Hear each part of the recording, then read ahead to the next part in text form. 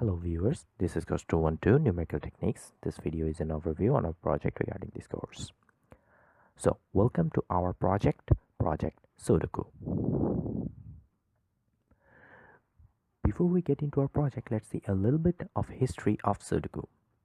The history began with one of the greatest mathematicians of all time, Leonhard Euler, in 1783. He firstly introduced the concept of Latin squares to solve puzzle.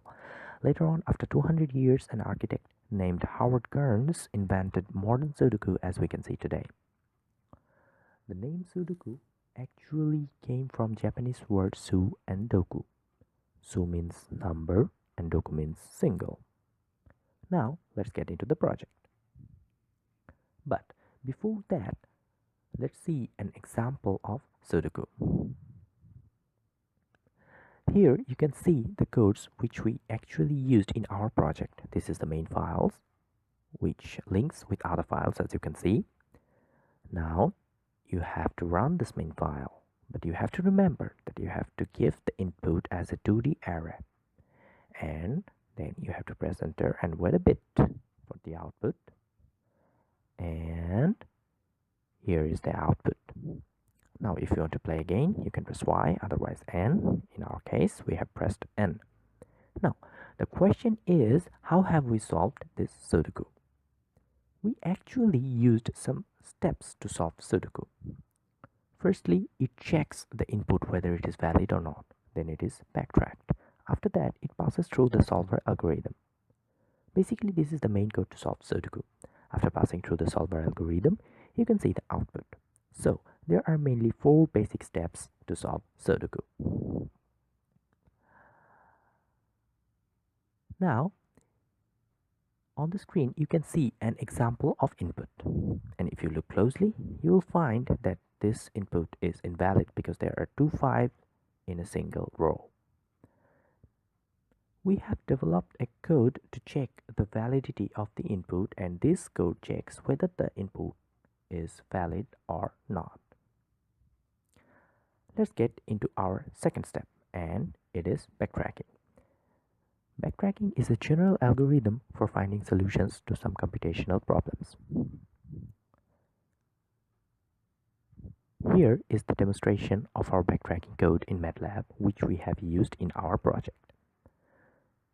So far, we have checked our input, we have backtracked it, and now we want the solution. So this is the solver code which we have used to find the solutions, as you can see. But you have to wait a bit longer. The solution is now generating. And yes, hurrah! The Sudoku has been solved. Now let's talk about some additional features of our project. Firstly, it checks the validity of input, so there is no possibility to have buffer overflow. It can also check the uniqueness of any Sudoku and all possible solutions as well. It can also solve Sudoku for different difficulty levels. There are some different approaches to solve Sudoku. As we all know that it is an NP-complete problem, so there are many ways to solve Sudoku.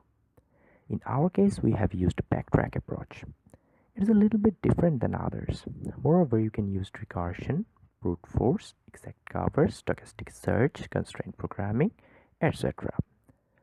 Backtracking is an advanced version of recursion, and brute force approach is time consuming. To know about others, you can just simply Google it.